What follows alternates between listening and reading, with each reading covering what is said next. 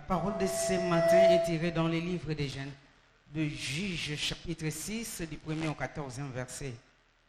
Juges chapitre 6 à partir du 1er jusqu'au 14e verset. Juges chapitre 1er à partir 6 plutôt, chapitre 6 à partir du 1er verset jusqu'au 14e.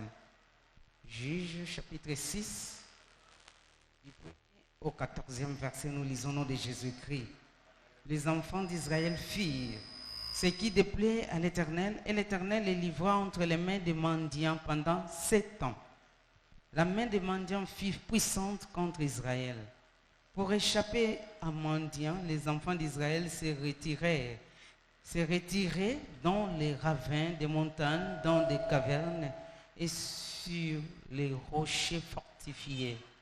Quand Israël avait semé, mendiants montaient avec Amalek et les fils de l'Orient, et ils marchaient contre lui. Ils campaient en face de lui, détruisaient les productions du pays jusqu'à vers Gaza, et ne laissaient en Israël ni vivre, ni brebis, ni boucs, et ni ânes. Car ils montaient avec leurs troupeaux et leurs tentes. Ils arrivaient comme une multitude de sauterelles. Ils étaient innombrables, eux et leurs chameaux. Et ils venaient dans le pays pour les ravager. Israël fut très malheureux à cause des mendiants, et les enfants d'Israël crièrent à l'Éternel. Lorsque les enfants d'Israël crièrent à l'Éternel au sujet des mendiants, l'Éternel envoya un prophète aux enfants d'Israël. Il leur dit: ainsi parle l'Éternel, le Dieu d'Israël. Je vous ai fait monter d'Égypte, et je vous ai fait sortir de la maison de servitude. Je vous ai délivré des Égyptiens et de la main de tous ceux qui vous opprimaient. Je les ai chassés devant vous, et je vous ai donné leur pays. Je vous ai dit: je suis l'Éternel votre Dieu. Vous ne craindrez point les dieux des Ammonites, des Amoréens, dans les pays desquels vous habitez, mais vous n'avez point écouté ma voix. Puis vint l'ange de l'Éternel, et il s'assit sur les térébintes d'Orpha, qui appartenait à Jojas, de la famille de Biézer. Gédéon, son fils, battait du froment au pressoir pour le mettre à l'abri des mendiants. L'ange de l'Éternel lui apparut et lui dit: l'Éternel est avec toi, vaillant héros. Gédéon lui dit: ah, mon Seigneur, si l'Éternel nous voit, toutes ces choses nous sont-elles arrivées?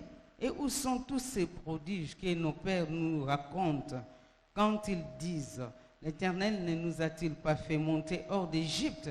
Maintenant, l'Éternel nous abandonne, et il nous livre entre les mains des mendiants. L'Éternel se tourna vers lui et dit: va avec cette force que tu as et délivre Israël de la main des mendiants. N'est-ce pas moi qui t'envoie? Amen, amen. Amen, amen, amen.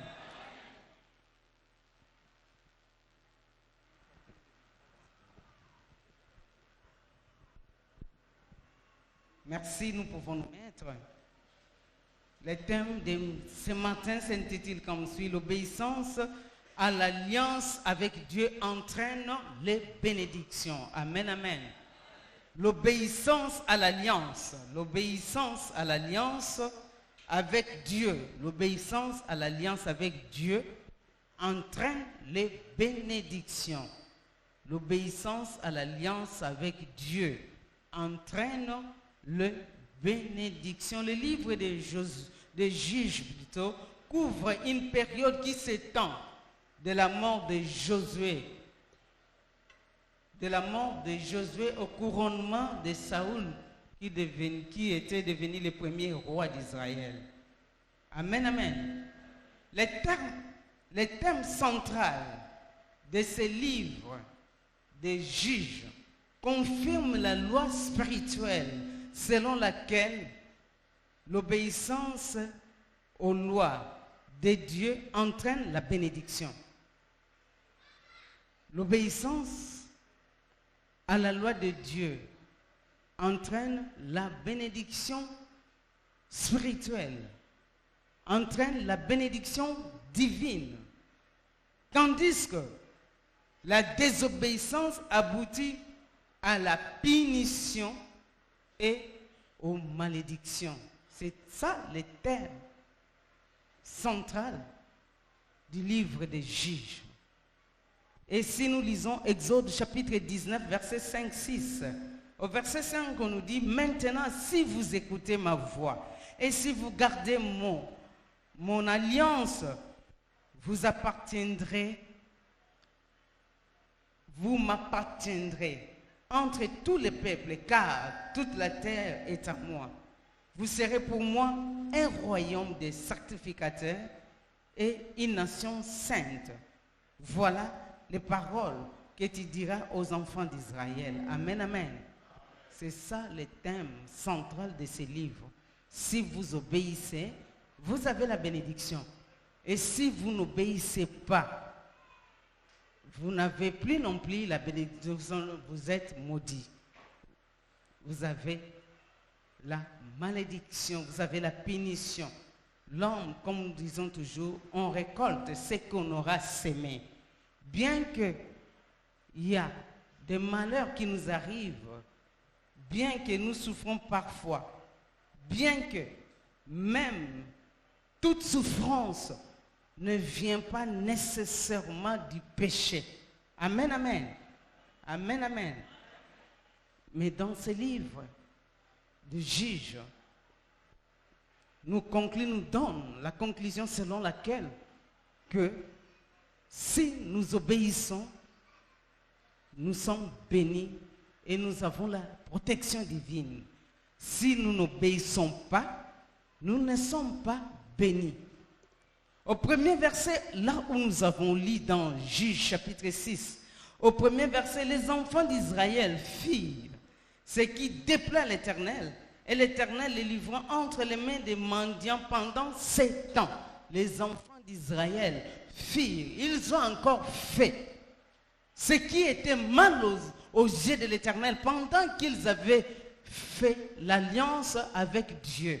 Si nous reculons un peu, il y a toujours le micro qui crache. Si nous reculons un peu, au chapitre 24, vers la fin de la vie de Josué, nous voyons là que Josué avait obligé les enfants d'Israël de signer une alliance. C'est Josué chapitre 24, verset 25. Josué conclut en ces jours, Josué 24, verset 25. Josué conclut en ces jours une alliance avec le peuple et lui imposa des prescriptions et des ordonnances à Sichem. Et Josué dit à tous les peuples, voici cette pierre. C'est là au verset 25, verset 25. Et Josué dit à tous les peuples, voici, cette pierre servira de témoignage contre nous, car elle a entendu toutes les paroles que l'Éternel a échangées avec nous. Elle servira de témoignage contre nous. Amen, amen. Donc Josué fait signer aux enfants d'Israël une alliance. Une alliance, c'est un pacte.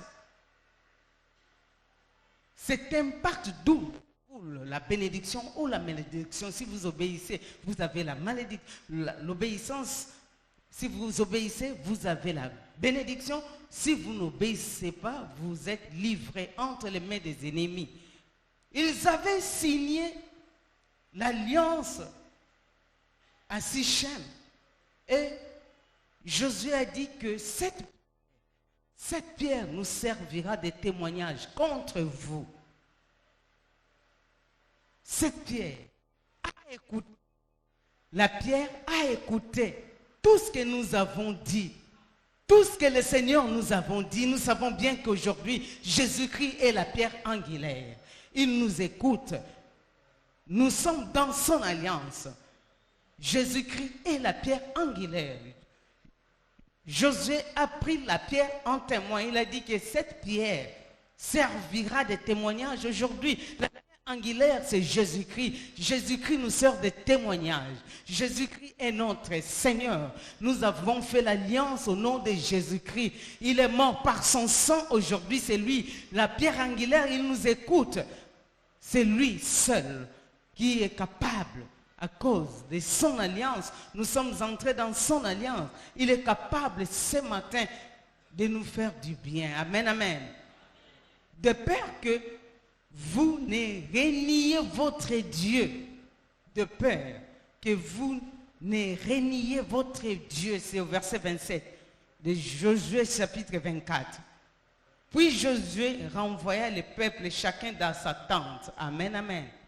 Donc ils ont fait l'alliance avec Josué. Ils ont signé. Et la pierre était là. Ils ont pris la pierre. Comme la pierre a écouté, la pierre a été prise comme un témoin. Et arrivé maintenant là où nous avons lu, au chapitre 6 du livre des Juges, au premier verset, les enfants d'Israël ont encore fait mal, ont agi d'une façon mauvaise. Ils ont désobéi à la loi de l'Éternel. Ils ont vite oublié. Ils ont oublié tout ce que le Seigneur avait fait. Ils ont oublié le bienfait de l'Éternel. Ils ont vite oublié. Si nous reculons un peu vers le chapitre 5, nous sommes au chapitre 6, mais vers le chapitre 5, si nous reculons un peu, nous voyons là-bas qu'avec Déborah, le Seigneur avait donné pendant 40 ans, les enfants d'Israël vivaient dans la paix. Pendant 40 ans, il y a une génération de femmes sages. Dites Amen. Une génération de femmes sages. Une génération d'accomplissement. Là où tout marchait très bien. Parce que Déborah craignait Dieu. Parce que Déborah était auprès de Dieu. Parce que Déborah était attachée à Dieu. C'est pourquoi ils avaient la paix pendant 40 ans. Les enfants d'Israël avaient la paix pendant 40 ans. Selon quand Déborah était juge, pendant 40 ans, ils ont tout oublié qu'ils avaient la paix. Parce que Déborah était là. Il était en train de juger sous les palmiers de Déborah. Pendant 40 ans, il était au pied de Jésus, plutôt au pied de Dieu. Il craignait Dieu, elle craignait Dieu. Elle faisait la justice selon Dieu. C'est pourquoi la paix régnait en Israël. Les enfants d'Israël ont oublié tous ces temps-là. Vite oublié alors. Maintenant, au verset premier, ils ont oublié, ils ont fait tout ce qui a déplu à notre Dieu. Au verset premier, c'est la génération du mal qui déplaît à l'Éternel. Ils ont fait ce qui a déplu à notre Dieu. La génération d'idolâtrie et de compromission. C'est une génération de corrompus et de perverses qui est caractérisée par les viols, qui est caractérisée par les vols, qui est caractérisée par le mensonge, qui est caractérisée par l'impudicité, qui est caractérisée par la corruption. Amen, amen. C'est cette génération d'idolâtrie, c'est cette génération de compromission, c'est cette génération de perverses caractérisée par le viol, le vol, des corruptions, de l'impudicité, de l'adultère. Maintenant, toi, tu peux te placer dans quelle génération? Tu es de quel côté? Amen, amen. Toi, tu es de quelle génération? Tu es de la génération accomplie, comme Déborah de femmes sages. Ou bien tu es de la génération d'idolâtrie, là où règne le mensonge, là où règne l'impudicité, là où règne l'adultère. Tu te situes où? Dans quelle génération? Tu es de quelle génération? Amen, amen. Alors, au verset toujours premier, et l'Éternel les livra entre les mains des mendiants. Ça, ce sont là les conséquences de la rupture, de l'alliance avec Dieu. C'est ça le deuxième point. Les conséquences de la rupture, de l'alliance avec Dieu. C'est au verset premier. Et l'Éternel les livra entre les mains des mendiants pendant 7 ans. Comme ils ont abandonné leur Dieu. Ils n'ont pas obéi à la loi de l'Éternel. Ils ont tout oublié. Tout ce que le Seigneur avait fait pour eux. Ils ont tout oublié. Alors, le Seigneur les a abandonnés. La Bible nous dit au premier verset, pendant 7 ans, ils étaient abandonnés. Amen, amen. C'est ça les conséquences. Ce sont là les conséquences de la rupture, de l'alliance avec Dieu. L'alliance avec Dieu. Les seigneurs, ils étaient abandonnés. Ils étaient abandonnés. Et au verset 2, la main des mendiants fut puissante contre Israël pour échapper à mendiants. Les enfants d'Israël s'est retirés dans les ravins. C'est retiré dans des ravins, dans des montagnes, dans des cavernes et sur les rochers fortifiés. Curieusement, ce ne sont pas les ennemis qui vont se réfugier, qui vont aller se cacher, mais ce sont les enfants d'Israël. Ils vont aller se cacher dans des ravins. Ils vont aller se cacher dans des montagnes. Ils vont aller se cacher dans des cavernes. Parce qu'ils étaient en train de fuir les mendiants pendant 7 ans. Amen, amen. C'est ça. La première conséquence de la rupture de l'alliance avec Dieu. La main des mendiants fut puissante. Ils n'ont pas pu supporter, c'est pourquoi ils se cachaient dans des ravins. Au verset 3, quand Israël avait sémé, les mendiants montaient avec Amalek et les fils de l'Orient. Et ils marchaient contre lui. Amen, amen. Oui, on les laissait travailler. On les laissait travailler. Amen, amen. On les laissait travailler.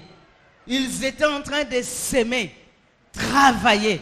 Mais pour le moment venu, pour qu'ils puissent se réjouir de ce qu'ils ont sémé, c'était maintenant le tour des ennemis. Ils sont venus, ils venaient pour maintenant piétiner, abîmer tout ce qu'ils avaient sémé. C'était ça la deuxième conséquence de la rupture de l'alliance avec Dieu. La deuxième conséquence. Troisième, ils campaient en face de lui, détruisaient les productions du pays jusque vers Gaza et ne laissaient en Israël ni vivre, ni brebis, ni bouc, ni âne. Amen, amen. Donc il n'y avait rien à manger. Il y avait la pauvreté. Il y avait la sécheresse. Les enfants d'Israël ne pouvaient plus bien vivre parce qu'il n'y avait rien à manger. Ils avaient tout ravagé. Ils avaient ravagé, amené de boucs, ravagé de boucs. Tout ce qu'ils pouvaient manger a été ravagé par les mendiants. Amen, amen. C'était pénible. Donc, du premier au 5e verset, nous voyons là les conséquences de la rupture de l'alliance avec Dieu, car ils montaient avec leurs troupeaux et leurs tentes. Ils arrivaient comme une multitude de sauterelles. Ils étaient innombrables, eux et leurs chameaux. Ils venaient dans le pays pour les ravager. Donc, ils descendaient comme les sauterelles. Nous savons bien que le Seigneur est capable d'utiliser une armée composée de sauterelles comme il l'avait utilisé en Israël, plutôt en Égypte, pour châtier les Égyptiens. Amen, amen. Ici, c'est la même chose. On nous dit comme les sauterelles, ils descendaient pour ravager. C'est pourquoi les enfants d'Israël vivaient maintenant dans la disette. Ils étaient maintenant dans la souffrance à cause de leur désobéissance. Parce qu'ils ont abandonné la loi de l'Éternel. Parce qu'ils n'ont pas respecté l'alliance faite avec Dieu. Ils avaient signé l'alliance. Et la loi de l'Éternel était claire. Si vous voulez vivre mieux, si vous obéissez, vous serrez la tête et non la queue. Donc toute la loi de l'Éternel était là. Mais les enfants d'Israël avaient tout oublié. Et ils ont même oublié ce que le Seigneur avait fait. Pendant 40 ans, ils étaient avec Déborah dans la paix. Ils ont tout oublié. Ils ont fait des bêtises. Amen, amen. C'est pourquoi ils étaient abandonnés. Ils ne pouvaient pas bien vivre dans leur pays. Tout était ravagé. Alors au verset 6, Israël fut très malheureux à cause des mendiants. Les enfants d'Israël crièrent à l'Éternel. Comme ils étaient devenus de malheureux à cause des mendiants, alors ils crièrent vers l'Éternel. Amen, amen. Ils crièrent vers l'Éternel. Ils crièrent vers l'Éternel. C'est le troisième point. Refais l'alliance avec Dieu. Ce matin, toi qui as abandonné Dieu, je t'exhorte de refaire ton alliance avec Dieu. Car si tu l'abandonnes, il t'abandonne aussi. Mais si tu viens vers lui, il ne va jamais t'abandonner, il est toujours avec toi. Les enfants d'Israël, troisième point, refaire l'alliance avec Dieu. Au verset 6, les enfants d'Israël furent trop malheureux à cause des mendiants, et les enfants d'Israël crièrent à l'Éternel. Ils ont crié à l'Éternel. Au verset 6. Lorsque les enfants d'Israël crièrent à l'Éternel au sujet des mendiants, l'Éternel leur envoya un prophète. L'Éternel leur a envoyé un prophète. On ne donne pas les noms, c'est au verset 8. L'Éternel envoya un prophète aux enfants d'Israël. Il leur dit, ainsi parle l'Éternel, le Dieu d'Israël. Je vous ai fait monter d'Égypte et je vous ai fait sortir de la maison des servitudes. Je vous ai délivré de la main des Égyptiens et de la main de tous ceux qui vous opprimaient. Je les ai chassés devant vous et je vous ai donné leur pays. Je vous ai dit que je suis l'Éternel, votre Dieu. Vous ne craindrez point les dieux des Amoréens dans les pays dans lesquels vous habitez. Mais vous n'avez point écouté. Amen, amen. Les enfants d'Israël n'ont pas écouté. Le Seigneur leur a envoyé le prophète pour leur rappeler. Oui, il y a la mission du prophète. Il est allé leur dire, envoyé par Dieu, il est allé leur dire, leur rappeler tous les qu'ils ont fait comme forfait, tout ce qu'ils ont fait comme forfait, tout ce qu'ils ont fait comme péché, tout ce qu'ils ont fait comme bêtise. Ce matin, moi aussi, je suis en train de nous rappeler parce que moi aussi, je suis concerné. Amen, amen. Je suis en train de nous rappeler que nous devons abandonner tout ce que nous faisons comme péché. Si tu vis encore jusqu'à présent dans l'adultère, si tu vis encore jusqu'à présent dans l'impudicité, si tu vis encore jusqu'à présent dans les avortements, je t'exhorte de l'arrêter. Arrêtez tout ce qui ne plaît pas à notre Dieu. Parce qu'il n'est pas sur cette voie. Il ne sera pas avec toi. Si tu es menteur, tu ne veux pas abandonner le mensonge. Si tu ne veux pas abandonner le vol. Si tu ne veux pas abandonner, oh mon Dieu, mon roi, tout ce qui déplaît à notre Dieu, il ne sera pas d'accord avec toi. Il ne sera pas sur cette voie-là. Et tu seras abandonné. Amen, amen. Amen, amen. Ils ont crié à l'Éternel. Premièrement, le Seigneur leur a envoyé le prophète pour les rappeler. Deuxièmement, le Seigneur a envoyé son ange. Il a envoyé son ange pour aller dire à Gédéon. Pour aller dire à Gédéon. Pour aller dire à... Peu importe l'instrument que le Seigneur utilise. Parce que Gédéon a reconnu que sa famille était la plus petite. Sa famille et lui-même, il n'était rien. Il n'était rien. Il n'était pas estimé. Il l'a dit, il l'a déclaré qu'il n'était rien. Même sa famille n'avait pas une renommée. Alors, Le Seigneur peut t'utiliser comme tu es là. Peu importe ton rang social, peu importe ton âge, peu importe ton influence. Il est capable de t'utiliser parce qu'il est Dieu. Il est souverain. Il ramasse ceux qui sont faibles, ceux qui se sentent faibles. Il les ramasse pour les rendre plus forts. Amen, amen. Il peut te ramasser comme tu es là pour t'utiliser comme un instrument pour délivrer ta famille. Il peut t'utiliser. Il peut t'utiliser. Il ne faut pas te sous-estimer. Comme Gédéon. Il s'est sous-estimé parce que sa famille était petite. Et puis lui-même, il était sous-estimé. Sa famille n'avait pas de valeur. Il s'est sous-estimé. Toi aussi, tu te vois petit. Tu ne veux pas te considérer à cause de ta taille. Tu ne veux pas te considérer parce que tu n'avais pas de moyens, tu n'as pas de moyens. Mais ce matin, j'aimerais te dire que Jésus-Christ a pris ta place. Grâce à Jésus-Christ, tu es fort. Grâce à Jésus-Christ, tu n'es pas inutile. Tu n'es pas n'importe qui. Jésus-Christ vient te restaurer. Il vient te donner la valeur. Parce qu'en Jésus, il est mort pour toi. Tu es un être humain. Il ne faut pas te sous-estimer. Oh mon Dieu, mon roi. Tu n'es pas de n'importe quelle race. Mais tu es de la race de Jésus-Christ. Il t'a racheté sur la croix. C'est pourquoi tu es capable maintenant d'agir. Tu es capable maintenant de sauver ta famille. Tu es capable maintenant de sauver ton groupe. Parce que Jésus-Christ est en toi. Il n'est pas n'importe qui. Amen, amen. Et il a envoyé Gédéon. Et le Seigneur l'a appelé qui? Vaillant héros. Le Seigneur lui a dit, va avec force que tu as. Le Seigneur nous utilise comme nous sommes là. Va avec cette force. Aujourd'hui, nous ne sommes rien. Mais grâce à Jésus-Christ, nous avons une force. Tu vas aller avec cette force que tu as. Jésus-Christ te donne la force. Tu as une force. Tu n'es pas n'importe qui. Va avec cette force que tu as. Je ne suis rien, Seigneur. Mais grâce à Jésus-Christ, oh, si je vis, ce n'est plus moi qui vis, c'est l'Esprit Saint qui vit en moi. Je ne suis rien. Mais avec Jésus, j'ai pris tout. Amen, amen. Avec Jésus, j'ai une force. C'est pourquoi je vais me rendre avec cette force que je reçois la force de Jésus-Christ.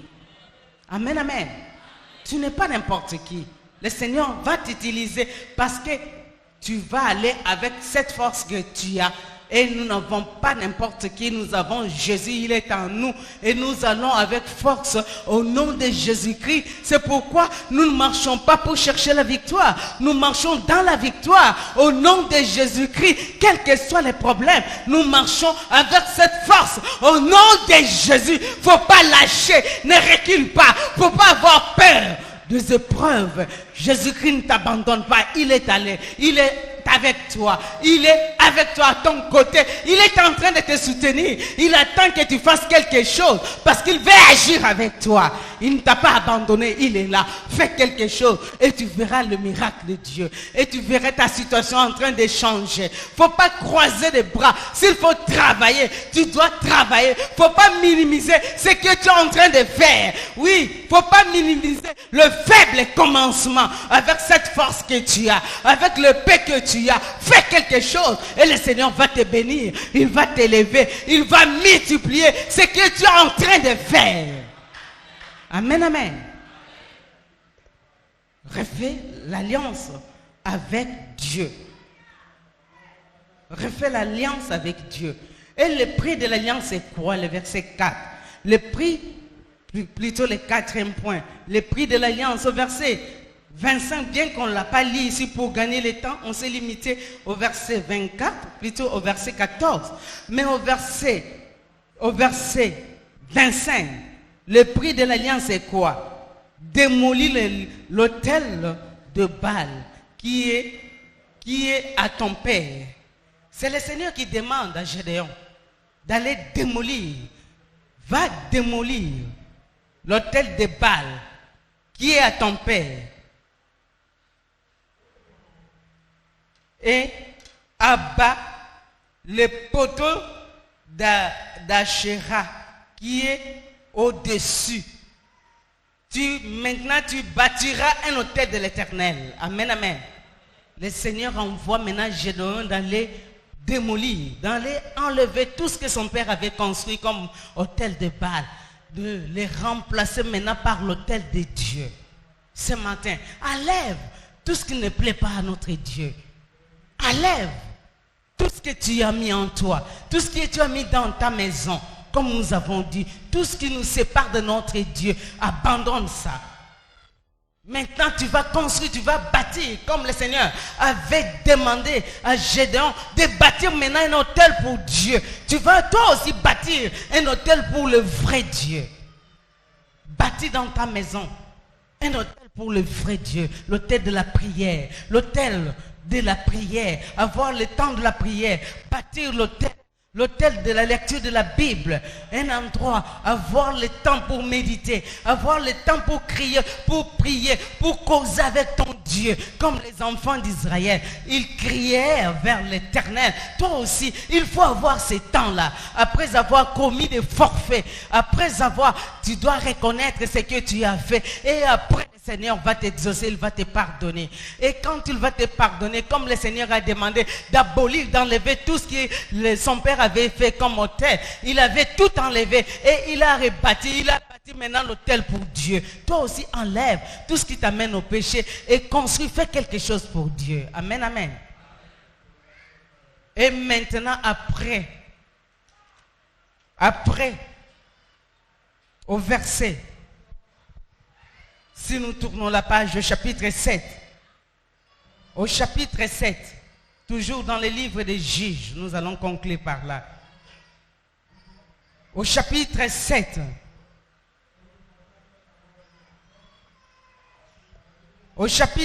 l'Éternel dit à Gédéon, le peuple que tu as avec toi est trop nombreux pour que je livre mendiant entre tes mains. Ils pourront en tirer gloire. Le Seigneur ne veut jamais partager sa gloire avec quelqu'un. Le peuple est nombreux. Libère. Il pourrait en tirer gloire. Publie donc ceci aux oreilles du peuple, que celui qui est craintif et qui a peur s'en retourne et s'éloigne de la montagne de Gala. 22 000 hommes parmi les peuples s'en retournèrent et il restait 10 000. L'Éternel dit à Gédéon, le peuple est encore trop nombreux, fais-les descendre vers l'eau et là je t'en ferai le tirage. Celui dont je te dirai que celui-ci aille avec toi, ira avec toi. Et celui dont je te dirai que celui-ci n'aille pas avec toi, n'ira pas avec toi.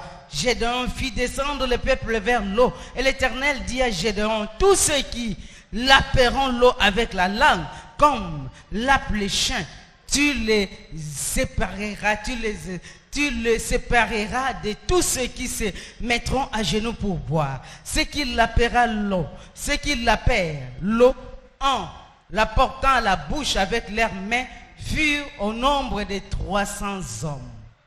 Et tout le reste du peuple s'est mis à genoux pour boire. Et l'Éternel dit à Gédéon, c'est par les 300 hommes qui ont lapé que je vous sauverai et je livrerai mendiant entre tes mains, que tous les restes du peuple s'en aillent, chacun de chez soi. Amen, amen. C'est au chapitre 7, la victoire. Refais l'alliance avec Dieu. C'est le prix de l'alliance. Enlève tout ce qui n'honore pas Dieu dans ta vie, dans ta maison. Et maintenant, les conséquences, les avantages de l'alliance, c'est là où nous avons lu. C'est la victoire. La victoire. Cette année, dans notre église, cette année en Juillet 12, El Rafa, cette année déclarée année de la victoire. Est-ce que tu es en train de comprendre que cette année en Juillet 12, c'est l'année de la victoire? Comme les enfants d'Israël avaient désobéi, ils ont reconnu leur forfait. Après avoir reconnu leur forfait, ils ont crié à l'Éternel. Après, l'Éternel a envoyé le prophète. Après le prophète, c'était l'ange vers Gédéon. Et après, enfin, c'était la délivrance. La délivrance entre les mains de mendiants. Ce matin, le Seigneur leur a donné la victoire. Ce matin, je vais te dire que toi aussi, le Seigneur va te donner la victoire. Tu as la victoire sur tes ennemis au nom de Jésus-Christ. Il te donne la victoire. Tu ne seras plus confondu. Tu ne seras plus confondu. J'aimerais te dire qu'il est capable de te justifier. J'aimerais te dire qu'il est capable ce matin de changer ton statut. J'aimerais te dire qu'il est capable aujourd'hui de te donner la maternité. On s'est moqué de toi parce que tu ne mets pas au monde. Tu es humilié parce que tu ne travailles pas. Tu es humilié. Tu es l'aîné de la famille, mais humilié parce que tu n'as pas de moyens. Mais ce matin, j'aimerais te dire que c'est Dieu-là qui a rétabli Israël dans ses droits. Oh mon Dieu, il est capable ce matin aussi de rétablir, de te rétablir. Oh mon Dieu, mon roi, dans tes droits. Parce qu'il est Dieu. Il n'a pas changé. Il est le même. Hier, aujourd'hui, éternellement, il restera le même Dieu. Amen, amen. Et dans le livre d'Ésaïe, chapitre 3, verset 2, Dieu ne t'abandonnera pas. Ésaïe chapitre 43, verset 2. Dieu ne t'abandonnera pas. Si tu traverses les eaux, c'est Dieu qui le dit, je serai avec toi. Et le fleuve, ils ne te submergeront pas. Si tu marches dans le feu, il ne te brûlera pas. Et la flamme ne te consumera pas. C'est Ésaïe chapitre 43, verset 2. Amen, amen. Il y a un autre avantage. La main puissante de Dieu sera sur toi. La main puissante sera sur toi, la main de l'Éternel. Ésaïe chapitre 9, verset 2. Tu semeras et tu moissonneras. Parmi les conséquences, les enfants d'Israël s'aimaient, mais ils ne moissonnaient pas. Amen, amen. Mais toi, j'aimerais te dire que tu vas s'aimer et aussi tu vas moissonner. Amen, amen. Oh, tu ne vas pas travailler pour une autre personne. Pour qu'une autre personne vienne bénéficier de ce que toi tu as semé. Tu vas le déclarer ce matin. Comme j'ai mis au monde mes enfants, comme j'ai travaillé. Oui, on est en train de t'envier. Oui, on est en train de te combattre pour que tu ne puisses pas te réjouir de tes enfants.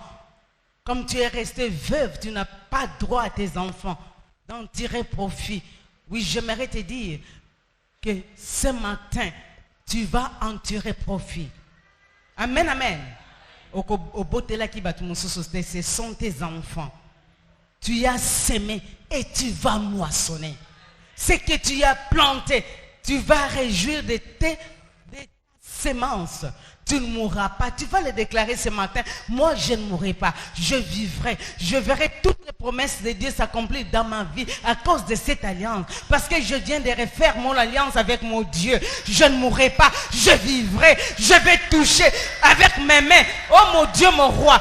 Oh, c'est que je s'aimais. Ndakotongi, c'est pas une personne, une autre personne qui viendra habiter dans cette maison. C'est toi-même. Au Saléli Moutouté. Mais tu as travaillé pour toi-même. Tu as travaillé pour en profiter. Oui, tu vas en profiter parce que le Seigneur a été avec toi, comme il a été avec les enfants d'Israël. Quand ils ont confessé réellement leurs péchés, ils ont prié, ils ont crié vers l'Éternel et ils étaient rétablis dans leurs droits. Ce matin, toi aussi, tu vas en tirer profit. Tu ne vas pas abandonner ce que tu es en train de faire. Tu vas aller jusqu'au bout et tu vas récolter ce que tu auras semé. Amen, amen. Il n'y a pas une autre personne qui viendra manger à ta place. Il n'y a pas une autre personne qui viendra manger ce que toi tu as semé. Il n'y a pas une autre personne qui viendra habiter dans ta maison là où tu as construit. Il n'y a pas une autre personne qui viendra profiter de ce que toi tu as fait. Toi-même, tu mangeras le fruit de tes labeurs. Parce que ce Dieu-là est fidèle. Comme il a dit, il est le même. Il le fera. Il ne faut pas avoir peur. Cette maladie ne t'amènera pas à la mort. Tu ne mourras pas à cause de cette maladie. Tu vas en tirer profit de tout ce que tu as fait. Tu ne mourras pas. Tu Tu vas habiter dans cette maison que tu as construite. Oh mon Dieu, mon roi, tu ne mourras pas. C'est pourquoi il ne faut pas pleurer. Tu es en train de pleurer à cause de cette maladie. Tu te crois déjà morte. Tu n'es pas mort. Je te dis que tu n'es pas mort. Tu vas en tirer profit. Tu vas... Oh mon Dieu, mon roi, récolter ce que toi-même tu as semé. Oui, nous avons dit, l'homme récolte ce qu'il aura semé. Si tu sèmes, oh mon Dieu, dans l'alliance de Dieu, tu as semé, tu vas récolter la protection, tu vas récolter la bénédiction, tu vas récolter la longévité, tu vas récolter la bénédiction, tu vas récolter l'élévation, tu vas récolter travail, parce que tu as semé dans les champs de Dieu. J'aimerais te dire que tu n'as pas semé ailleurs, mais tu as semé dans la maison de Dieu. Tu as semé Jésus-Christ dans ta vie. C'est pourquoi tu vas récolter aussi la vie. Jésus-Christ est la vie, tu vas récolter la vie. Tu as semé Jésus en toi. J'aimerais te dire que tu vas récolter la longévité. Peu importe tes ennemis, peu importe les sorciers de ta famille, comme Jésus est en toi. J'aimerais te dire, même si on te met des cales, même si on te met des pots de bananes, mais comme Jésus est en toi, tu ne mourras pas. Tu vas récolter la longévité. Comme Jésus-Christ est en toi, comme il est en toi, tu as semé Jésus. Il y a des blocages. On te met des blocages pour que tu ne sois pas élevé. On te met des blocages pour que tu ne travailles pas. Mais tu vas récolter le travail. Tu vas récolter l'élévation. J'aimerais te dire que tu vas récolter aussi la maternité. Même s'il y a des blocages, même s'il y a des maris de lui, comme Jésus-Christ est là, comme Jésus est dans ta vie, j'aimerais te dire ce matin que tu vas récolter ton mariage. Ton mariage approche. Ton mariage n'est pas loin.